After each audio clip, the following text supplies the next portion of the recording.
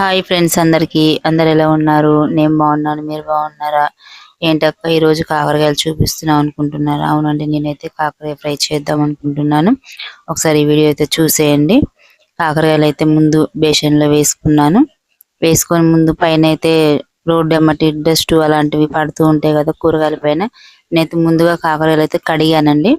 కడిగి దానిపైన గగ్గుర్లు అయితే తీసేస్తున్నాను. అవైతే తీయకుండా వండుకుంటేనే హెల్త్ చాలా బాగుంటది కదా. కానీ పిల్లలు కొంచెం చేదుగా ఉంటే ఇష్టపడరు కదా, వాళ్ళకి నచ్చినట్టుగా మనం వండటమే కదా కావాల్సింది. అందుకని నేను పైన చెక్కు అయితే తీసేస్తున్నాను. అలా చెక్కు తీసుకోవాలండి. ఇవైతే నేను మార్కెట్ లో తీసుకొచ్చాను. కేజీ 20 రూపాయలండి. హాఫ్ కేజీ అయితే తీసుకున్నాను నేను. మా పాప కాలేజీకి వెళ్ళిద్ది. టిఫిన్ లోకి ఏం కర్రీ లేదు మమ్మీ, ఏదన్నా చేయవా అని అన్నది. ఏం చేయాలో చెప్పమ్మా అంటే, నువ్వు ఎప్పుడు కాకరకాయ ఫ్రై చేస్తూ ఉంటావు కదా, అలా కాకరకాయ ఫ్రై అయితే చెయ్యమ్మా అని చెప్పింది. అందుకే నేనైతే కాకరకాయలు తీసుకొచ్చాను హాఫ్ కేజీ. ఒకసారి చూడండి వీడియో, కాకరకాయ ఫ్రై ఎలా చేసుకోవాలో. చిన్నపిల్లలకు నచ్చినట్టుగా వండటమే కావాల్సింది కదండి. ఆ పైన పొట్టు తీయకుండా వండితేనే హెల్త్ మంచిది. కాకపోతే నేను మా పాప తిందు చేదుగా ఉంటాయి అని నేనైతే పైనుండి తీసేసాను. అటు ఇటు చివర్లు అయితే కట్ చేసుకోవాలండి. కట్ చేసుకొని అలా చిన్న కాయలకైతే మధ్యలో ఘాటు పెట్టుకోవాలి. అటు ఇటు కట్ చేసి, పెద్దవి అయితే మధ్యలోకి ముక్కలు కోసుకోవాలండి. పెద్ద కాయలు అయితే 2 ముక్కలు చేసుకోవాలి. ఇలా ఘాటు పెట్టుకుంటే ఏమైతుందంటే నూనె అందులోకి వెళ్ళి తొందరగా ఫ్రై అయ్యిద్ది. ఉప్పు కారం అనేది ముక్కలకైతే పట్టిద్దండి. చాలా టేస్ట్ ఉంటది. ఏదైతే కొంచెం పెద్ద కాయ, నేనైతే మధ్యలో ఘాటు పెట్టి అలా చేస్తున్నాను. 2 ముక్కలు అయితే చేశాను పెద్దది. చిన్న కాయ అయితే ఒకటే ముక్క చేయాలి. అలా షాప్తో అయితే ఘాట్లు పెట్టుకోవాలి. ఇదైతే చిన్న లేతకాయలండి. అదే పెద్ద కాయలు అయినట్లయితే దాంట్లో విత్తనాలు తినేవాళ్ళు వేసుకోవచ్చు, తిననోళ్ళు తీసేసుకోవచ్చు. నేనైతే అలానే వేసాను. ఎందుకంటే ఇది లేతకాయలు, ఇవి ముదరలేదు విత్తనాలు. అందుకే నేనైతే విత్తనాలు తీయట్లేదు. లోపల ఉన్న గుజ్జు కూడా తీయడం లేదు. అది కూడా టేస్టీగా ఉంటదండి. తీయట్లేదు నేనైతే. ఇలా మొత్తం కాకరకాయలకైతే అలా పెట్టేసుకోవాలి. పెట్టుకున్న తర్వాత నూనె కాగిన తర్వాత అలా ముక్కలు అయితే నూనెలో వేసుకోవాలండి. నేనైతే మొత్తం ఒకసారి వేసేసాను ఫ్రై చేసుకోవడానికి. ముందుగా అయితే కాకరకాయ ముక్కలు ఫ్రై చేయాలి.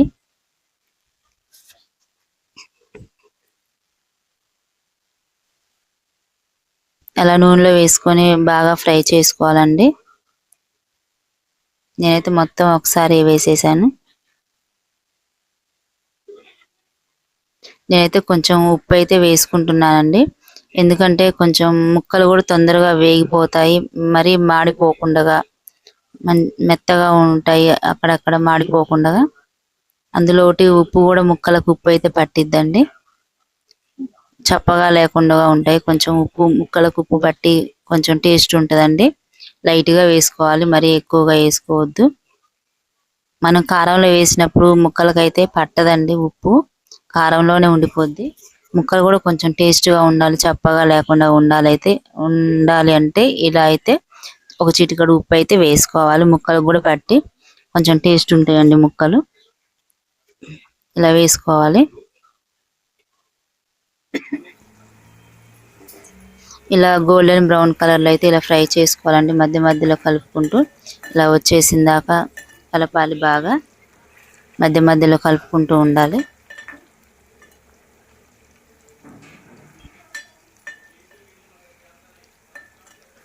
ఇలా ఫ్రై చేసుకుంటే తినని వాళ్ళు కూడా, ఇష్టపడని వాళ్ళు కూడా తింటారండి.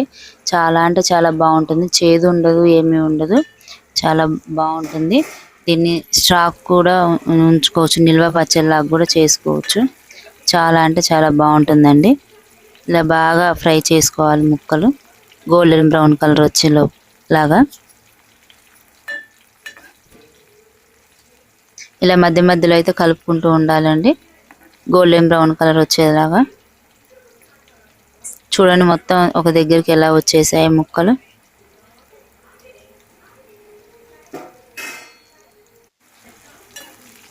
ముక్కలు అయితే బాగా ఫ్రై అయిపోయాయండి. చూడండి దగ్గరికి ఎలా వచ్చేసాయో.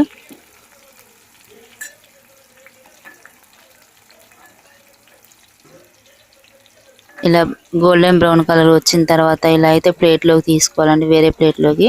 ఇవైతే ఫ్రై అయిపోయాయి.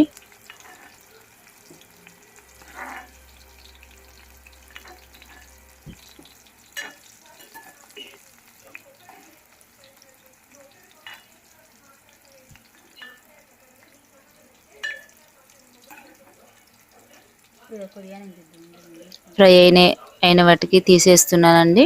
ఒకటి రెండు ఫ్రై అవ్వకపోతే కొంచెం అలా ఉంచితే ఒక 2 నిమిషాలు, ఒక సెకండ్, ఒక 2 నిమిషాల్లో అయితే అవి కూడా కొంచెం ఫ్రై అవుతాయండి. ఒకటో రెండో ఇందులో అయితే ఫ్రై అవ్వలేదు, నేను అందుకనే వేగినట్టు అయితే తీసేస్తున్నాను గరిటెతోని. మీరు కూడా అలానే చేసుకోండి.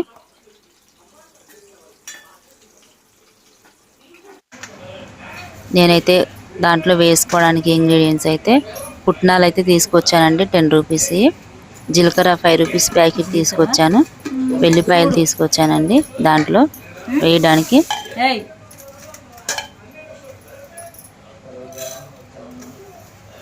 ముందుగా అయితే జీలకర్ర వేసుకున్నానండి, పుట్నాలు,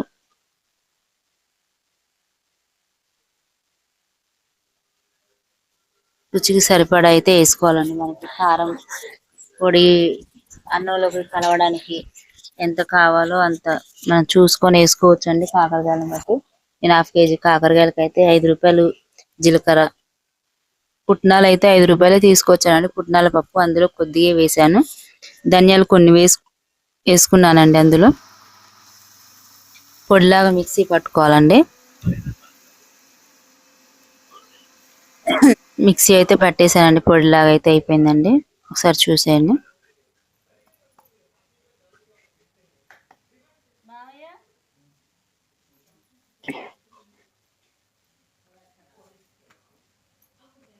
చూడండి ఎలా మెత్తగా అయితే అయిపోయింది పొడి.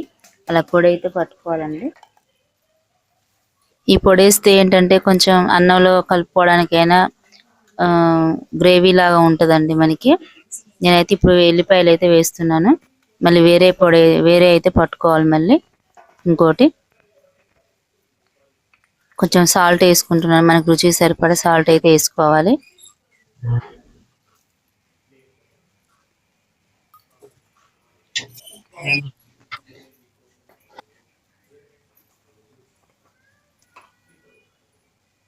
ఎల్లిపాయ కారం అయితే నూరుతున్నానండి నేను, మళ్ళీ మిక్సీలో పడుతున్నాం ఎల్లిపాయ కారం.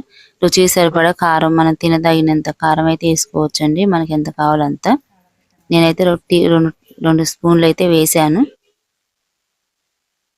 మళ్ళీ దీన్ని కూడా మిక్సీ అయితే పట్టేస్తున్నాను.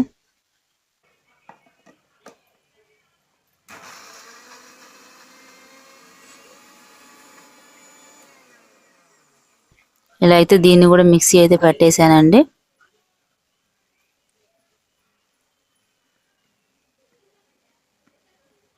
చూడండి ఎలా మెత్తగా అయిపోయింది.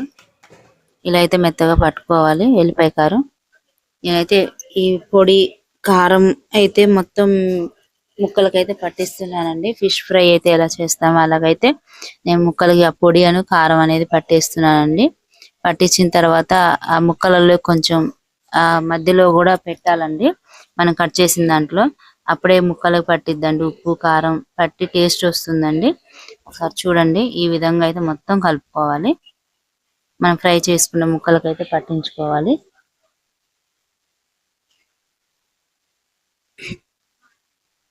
అలా అయితే పట్టించిన తర్వాత పక్కన పెట్టుకోవాలండి.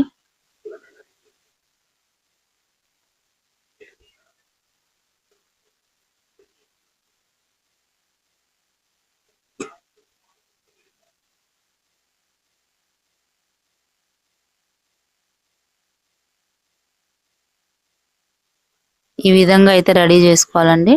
ఇప్పుడైతే పోపు పెట్టుకోవాలి. ఇప్పుడు చూడండి, ఫస్ట్ అయితే తాలింపు గింజలు అయితే వేస్తున్నాను, పోపు గింజలు. ఎందుకంటే కొన్ని మరిన్ని ఉంటేనే టేస్ట్ ఉంటుందండి, కాకరకాయ కర్రీలో పోపు గింజలు వేస్తేనే చాలా టేస్టీగా ఉంటుంది. నేనైతే తాలింపు గింజలు కూడా వేసానండి.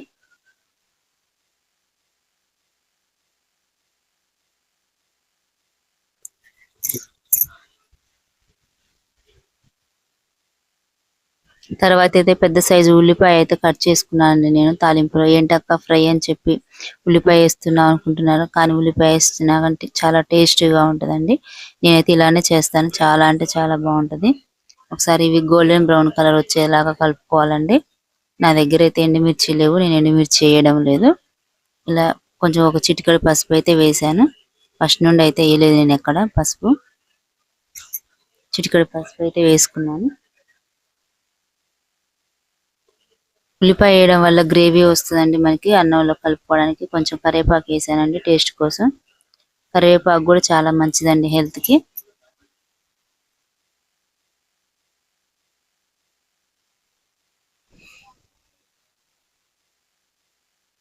కొంచెం ఇవైతే ఫ్రై అవ్వాలండి, గోల్డెన్ బ్రౌన్ కలర్ లో ఫ్రై అవ్వాలి. ఫ్రై అయిన దాకా అయితే కలుపుకోవాలి.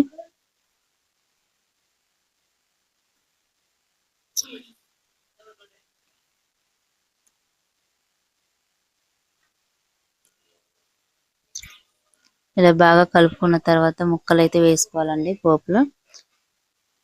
ఒకసారి మీరు కూడా ఇలా ట్రై చేసి చూడండి, చాలా అంటే చాలా బాగుంటుంది. నేనైతే ముక్కలు అయితే వేస్తున్నాను. నేనైతే వేరే నూనె అయితే పొయ్యలేదు, ఫ్రై చేసిన నూనెతోనే మళ్ళీ పోపు వేస్తున్నాను. మళ్ళీ ఆ నూనె వేస్ట్ అయిపోద్ది, వేరే కూరలలో కూడా పని చేయదు కదండి. అందుకని నేను ఆ నూనెతోనే తాలింపు వేసాను, ఆ నూనెతోనే కర్రీ అయితే చేస్తున్నాను. చూడండి ఇలా అయితే కలుపుకొని ఇలా ఆయిల్ తాలింపు వేసుకున్న తర్వాత ఇలా బాగా కలపాలండి. అప్పుడే నూనె ముక్కలకు పట్టేసి బాగుంటది. ఇలా బాగా అయితే కలుపుకోవాలండి. నేనైతే కారం కొద్దిగా వేసానండి, నాకు తెలిసి అయితే సరిపోదేమో అనిపిస్తుంది.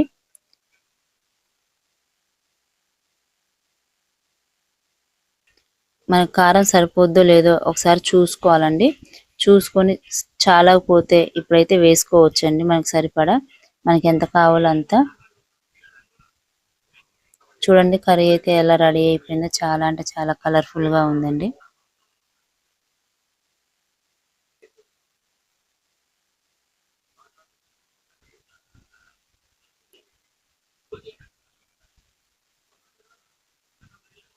కర్రీ అయితే చాలా సూపర్ గా వచ్చింది. కొంచెం కారం సరిపోలేదు నాకైతే, మా అమ్మాయికి కూడా సరిపోదు, కొద్దిగా లైట్ గా అయితే కారం వేస్తున్నాను నేను. ఎందుకంటే మేము పట్టించిన కారం కారం ఉండదండి, మామూలుగా ఉంటది. అందుకనే మీరు కూడా ఇలా చేసినప్పుడు కారం చాలా పోతే మళ్ళీ వేసుకోవచ్చండి. మళ్ళీ కొంచెం బాగా కలుపుకొని సన్నటి మంట మీద మగ్గనివ్వాలండి. కారం స్మెల్ అనేది పోయిద్ది, పచ్చివాసన ఏదైనా ఉన్నా కానీ పోతుందండి. చూడండి ఎలా రెడీ అయిపోయిందో కర్రీ అయితే.